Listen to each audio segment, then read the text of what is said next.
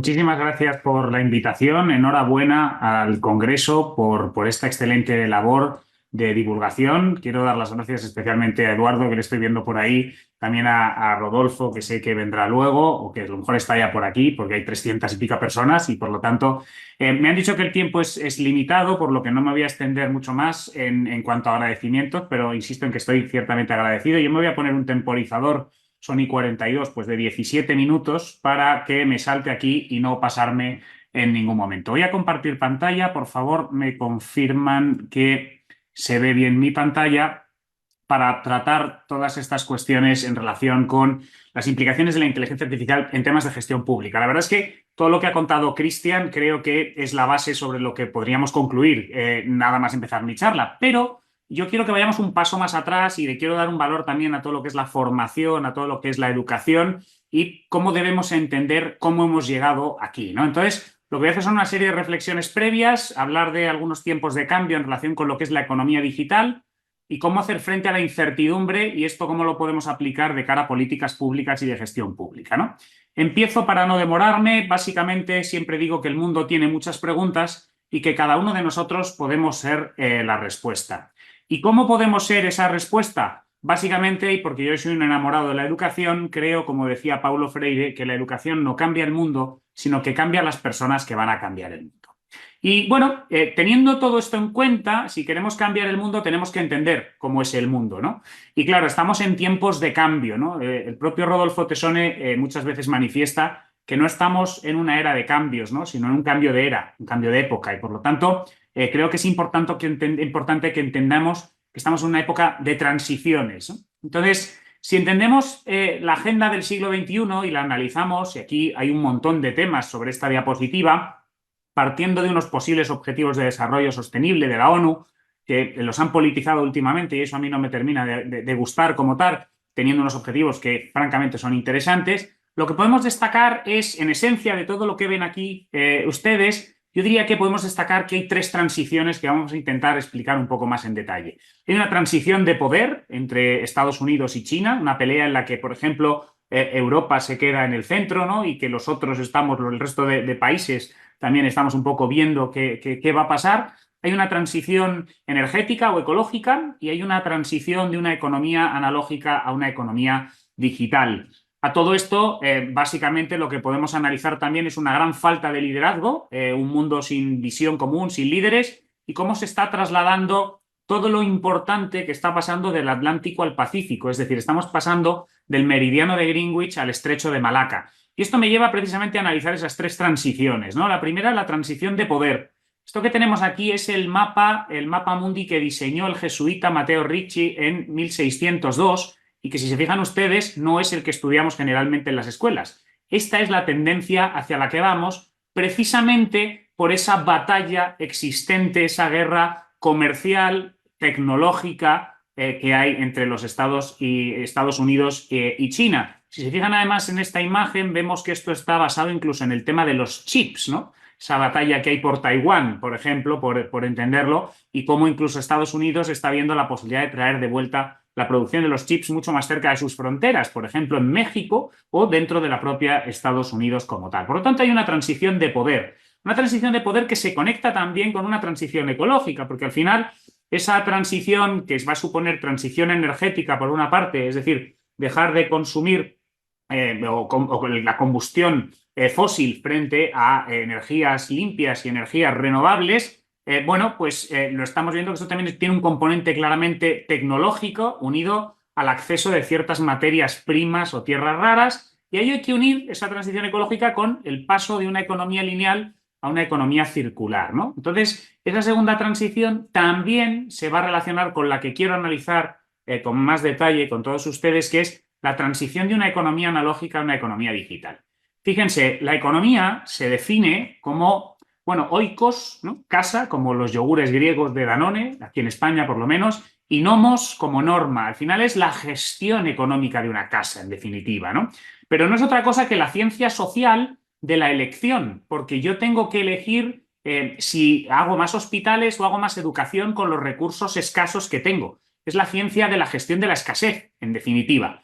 Claro, esto es así en tanto en cuanto hablamos de activos físicos, pero si yo soy capaz de digitalizar los activos, de convertirlo en ceros y unos, en bits, en definitiva, ahí hay un cambio sustancial porque paso de la idea de escasez a la idea de abundancia. Y esto es un cambio de paradigma importante que me lleva a redefinir la economía digital con una serie de adjetivos y grupos preposicionales adicionales a los que tradicionalmente conocemos.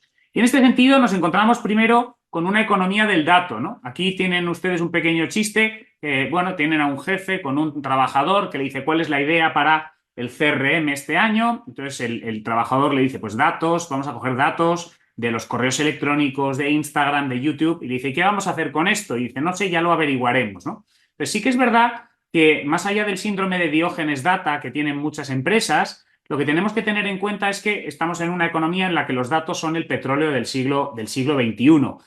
Y que, por lo tanto, en función del valor, de la capacidad que tengamos de aplicarle algoritmos, de refinarlo, podremos extraer información francamente válida. Pero esto tiene una serie de implicaciones que vamos a ver a continuación que, bueno, nos lleva muchas veces, estamos en un congreso de derechos digitales, a toda esa protección de nuestros datos personales para evitar ciertos perfilados como tal.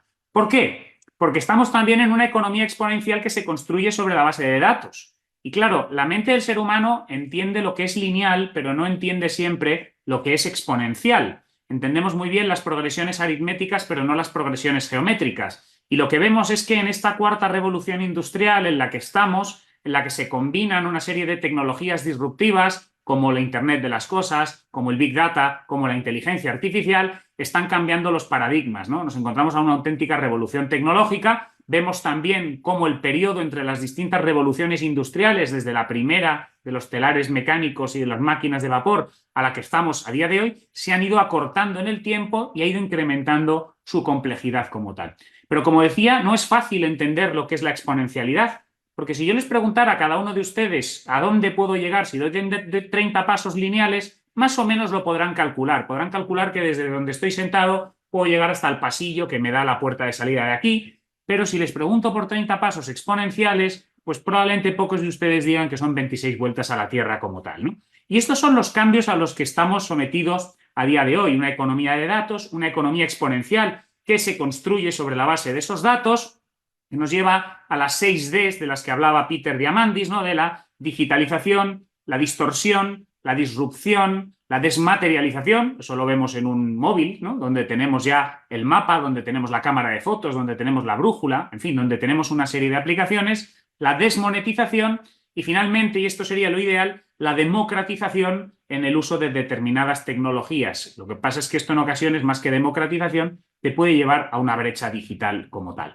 Por lo tanto, economía exponencial, también economía de la atención, ¿no? Yo estoy enamorado de esta señora que tengo señalada ahí en esa imagen, me parece la que verdaderamente está disfrutando de la vida, pero más allá de eso, les traigo aquí una publicación de LinkedIn del presidente ejecutivo de Telefónica, que lo que venía a decir es que las grandes plataformas lo que se pelean es por nuestro tiempo, por nuestra atención. Cuanto más tiempo estamos en esas plataformas, más datos tienen de nosotros, más cosas pueden conocer de nosotros. Y esto también nos lleva al tema de la economía de la experiencia. Y esto de la economía de la experiencia incluye dos fenómenos que son francamente interesantes. Por una parte, el fenómeno que se conoce como el no ownership en la era del acceso. Las nuevas generaciones ya no consideran tan importante la propiedad.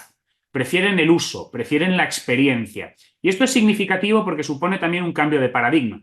Porque la propiedad es lo que nos hizo, bueno, cuando pasamos de ser nómadas a ser sedentarios, lo primero que hicimos fue delimitar las lindes. El derecho romano se asienta en temas de propiedad, el derecho germánico también. La Revolución Francesa no solo fue libertad, igualdad y fraternidad, sino que también fue propiedad. Y llegan las nuevas generaciones, como las de mi hijo, y dicen que no quieren propiedad, que quieren acceso, que por su comunión no quieren un coche teledirigido o un reloj, sino que quieren un viaje a Dubái. ¿Por qué?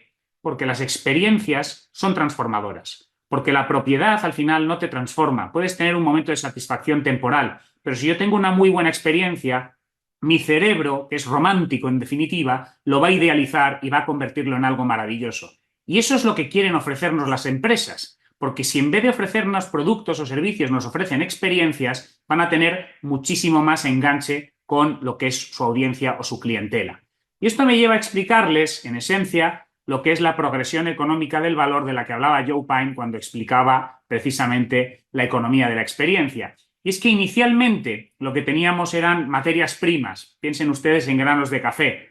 Las convertimos gracias a la customización gracias a las tecnologías fuimos capaces de customizarlo y convertirlo en productos, en un paquete de café en un supermercado. Fuimos más allá y fuimos customizando con nuevas tecnologías ese paquete de café y lo convertimos en un servicio, un café con leche en una plaza mayor.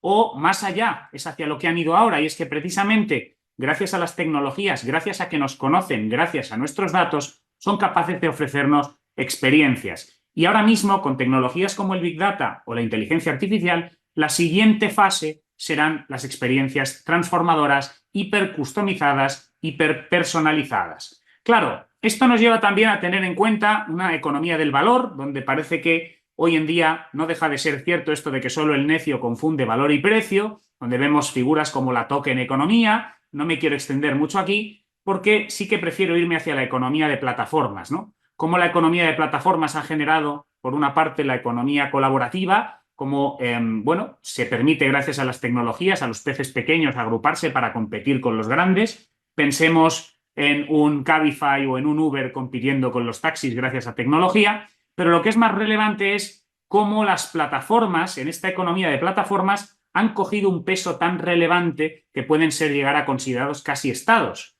Ustedes recordarán cuando estudiábamos derecho político o derecho constitucional que un estado se definía siempre por 3 características al menos, que eran territorio, población y soberanía, poder en definitiva, y en ocasiones por moneda y por lengua.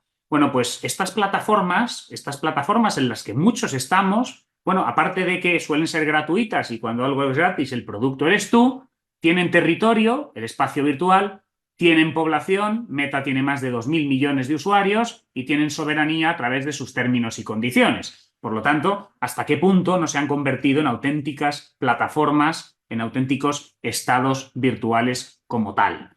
De hecho, yo siempre digo, en plan de broma, que a España, por ejemplo, le puede interesar tener mejor relación con Google que con Sudán del Sur, con todos mis respetos para Sudán del Sur. Pero al final estamos hablando de grandes estados virtuales, grandes plataformas virtuales. Esto nos lleva a la economía de la automatización. Al final, el tema de la inteligencia artificial que nos está preocupando u ocupando a todos, ¿no? Yo aquí simplemente hago 2 reflexiones. Todo lo que se pueda automatizar se va a automatizar, pero, por otra parte, los países con mayor penetración de la robótica o de la inteligencia artificial son los que menores tasas de paro tienen. Por lo tanto, más allá de tener miedo en relación con si me van a quitar los puestos de trabajo o no, yo lo que creo que es que hay que formarse y sobre esto insistiré ahora, ¿no? En definitiva, ante lo que estamos es ante una economía de la incertidumbre, en la que todo cambia, ¿no? Esta es una frase que a mí me gusta mucho. Bueno, hay varias, ¿no? Lo primero, esto ya lo decía Heráclito de Éfeso, todo cambia, todo fluye, no te bañas nunca 2 veces en el mismo río, porque ni tú eres el mismo, ni el río es el mismo la segunda vez que entras, ¿no?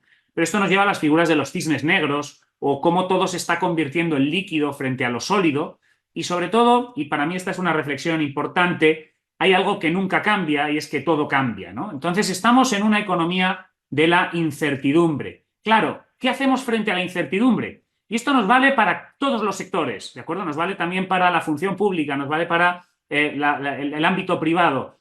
Yo creo que hay que dotar a la ciudadanía de una serie de herramientas, ¿no? Y yo siempre trabajo con 4 Es de cara a dotar a la ciudadanía de herramientas para afrontar o enfrentarse a la incertidumbre. La primera es el esfuerzo.